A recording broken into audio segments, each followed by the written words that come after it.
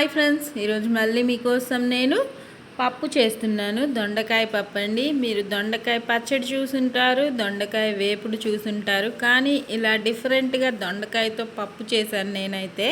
మీరు ఎప్పుడైనా వినుంటే తెలుసుంటే నా కామెంట్స్లో చెప్పండి. నా పప్పు అయితే సూపర్గా ఉంది. ఏ వెజిటేబుల్తో అయినా పప్పు చేయగల కెపాసిటీ ఉంది నాకైతే. మీరు ట్రై చేయండి. ఇంకా దొండకాయలు పండిపోయాయని చెప్పి ఇలా పప్పు ట్రై చేస్తున్నాను. 3 టొమాటో, పచ్చిమిర్చి ఒక 15 దాకా తీసుకున్నాను. దొండకాయలు 1/4 కేజీ, ఒక ఉల్లిపాయ హాఫ్ బద్ద తీసుకొని చక్కగా నీట్గా కడిగి కట్ చేసి పక్కన పెట్టుకొని, ఇంకా కుక్కర్ తీసుకున్నాను. దానిలో నేను చూపించే గ్లాస్ తోటి 1.5 గ్లాస్ పప్పు వేసుకుంటున్నాను.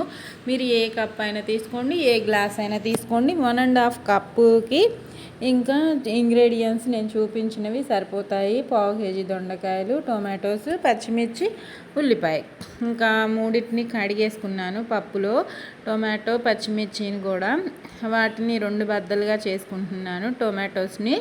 ఇంకా ఇప్పుడు కట్ చేసి పెట్టుకున్న దొండకాయలు, ఉల్లిపాయ కూడా వేసేసుకొని, పచ్చిమిర్చి కూడా ఇప్పుడే వేసేసాను, దానిలో ఉన్నాయి. ఇంకా ఇవి కూడా వేసుకొని చక్కగా, దొండకాయ పండిన తర్వాత పడేయాలని అనుకుంటారు అందరూ, కాకపోతే ఇలా పప్పు చేసి ట్రై చేయండి.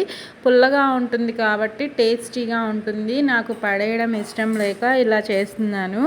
ఇంకా ఏ వస్తువైనా మనం డబ్బులు పెట్టుకుంటాం కాబట్టి పడేయడం అంత ఇష్టం ఉండదు నాకు. ఇంకా ఇలా పప్పు చేస్తే అందరూ తింటారు కదా, ఇంట్లో వాళ్ళందరూ ఇష్టంగా.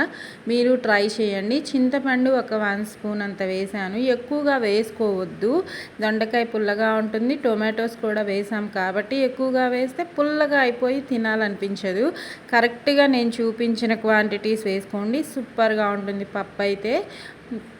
1/2 స్పూన్ అంత కారం వేసాను, సరిపోతుంది. 1 స్పూన్ అంత పసుపు, 1/2 స్పూన్ అంత కారం వేసుకొని, తగినన్ని వాటర్ వేసుకొని, పప్పుకి సరిపడా చక్కగా ఇలా మిక్స్ చేసుకొని మూత పెట్టి 5 విజిల్స్ ఉడికించుకుంటాను నేను ఎప్పుడైనా సరే. ఎందుకంటే మా కుక్కర్లో 5 విజిల్స్కి మాత్రమే పప్పు ఉడుకుతుంది. మీరు మీ కుక్కర్ని బట్టి చూసుకొని 3 విజిల్స్ కానీ 5 విజిల్స్ కానీ పెట్టుకోండి. ప్రాసెస్ అందరికీ తెలిసిందే కదా. కాకపోతే మనం చేసే పప్పుల్లో డిఫరెంట్ వెరైటీస్ ఉంటాయి కాబట్టి నేను చూపిస్తున్నాను. దొండకాయతో పప్పు అండి, ట్రై చేయండి.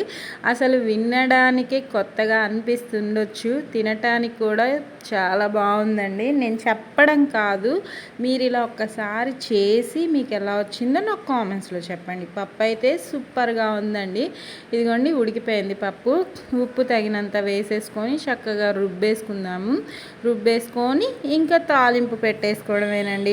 తాలింపులో మీకు ఏమేమి వేయాలో తెలిసిందే కదా. ఇదిగోండి కొత్తిమీర ఒక పిరికెడు వేసుకుంటున్నాను, సరిపోతుంది.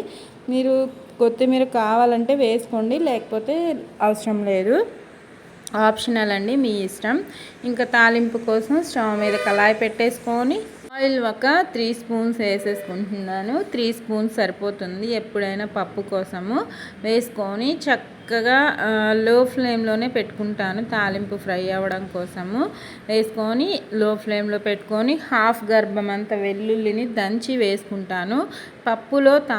పప్పు తాలింపులో వెల్లుల్లి ఫ్లేవర్ చాలా బాగుంటుందండి. మీరు కూడా వేసుకుంటూ ట్రై చేయండి. అసలు ఫ్లేవర్ బాగుంటుంది, తినేటప్పుడు వెల్లుల్లి ఫ్లేవర్ తగులుతూ టేస్ట్ కూడా చాలా యమ్మీగా ఉంటుంది. ట్రై చేయండి. ఇష్టం లేని వాళ్ళు కూడా ఎంతో ఇష్టంగా తింటారు. ఆవాలు ఒక 1 స్పూను, జీలకర్ర ఒక 1 స్పూను. పప్పుల్లో చారుల్లో నేను తాలింపు గింజలు వేయను, మీరు కావాలంటే వేసుకోండి. ఆవాలు జీలకర్ర మాత్రమే వేస్తానండి. వేసేసుకొని తాలింపు ఫ్రై అయిన తర్వాత కరివేపాకు వేసుకుందాం లాస్ట్లో. ఎండుమిర్చి ఒక 2 కట్ చేసి వేసుకుంటున్నాను. ఎండుమిర్చిని కూడా పప్పులో తినేటప్పుడు చాలా యమ్మీగా ఉంటుంది. మీరు తింటూ ఉండండి, ట్రై చేయండి. నచ్చితే లైక్ చేయండి.